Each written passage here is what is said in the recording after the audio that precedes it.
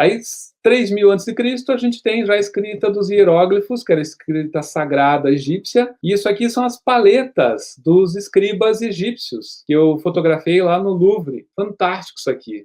Nossa, você olhar a escrita, você olhar fragmentos, né, dessa história da escrita, para quem gosta disso, é fantástico. Cheguei lá no Louvre e quando eu vi isso, eu nem sabia que eu ia encontrar isso lá. Então eu me senti como um arqueólogo encontrando uma coisa do passado, né? É claro que eu sabia que eu ia encontrar coisas legais lá dentro, mas eu acho que muito desse sentimento da curiosidade intelectual, e quando você descobre, é esse sentimento do arqueólogo, né, Cris? Essa coisa assim, nossa, que fantástico! Sim, nossa.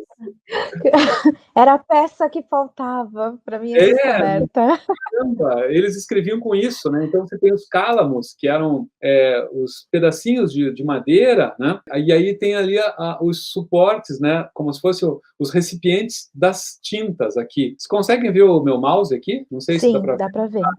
Então, aqui tem um suporte para tinta e aqui outro. Então, e o legal disso aqui, pessoal, essas paletas egípcias, né? Você vê, essa primeira aqui tem 1400 antes de Cristo. Essa segunda também, 1300 antes de Cristo, né? Do rei Sete I, da 19ª dinastia. Esse aqui já tem 7 recipientes para tinta, né? E alguns cálamos aqui. Aqui embaixo eu tenho outro, olha só, com 9 recipientes de tinta em madeira. Nossa, eu viajei aqui numa coisa, Nelson, porque olhando as paletas, elas se parecem muito com aqueles jogos africanos de Mancala. Não sei se você já viu, os tabuleiros de Mancala, eles são assim. Isso aqui é um jogo egípcio.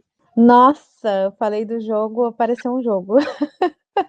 Exatamente, você antecipou já a minha fala aqui. E só voltando um pouco, aqui do lado, que não dá para ver, existe aqui uma paleta, né? Essa paleta aqui, os cálamos iam internamente, é como se fosse uma caixa de madeira, e tem uma outra que tem só uma pontinha no cantinho aqui em cima, que vocês não conseguem ver, que é de marfim. Então eles tinham paletas de madeira e marfim, as que eu encontrei aqui. A de marfim é muito mais decorada, mas eu acabei não colocando nessa imagem aqui. E aqui os jogos, né? E os jogos, toda a forma de jogar era descrita no próprio jogo, né? Então tem... Ah, no estojo, que demais isso.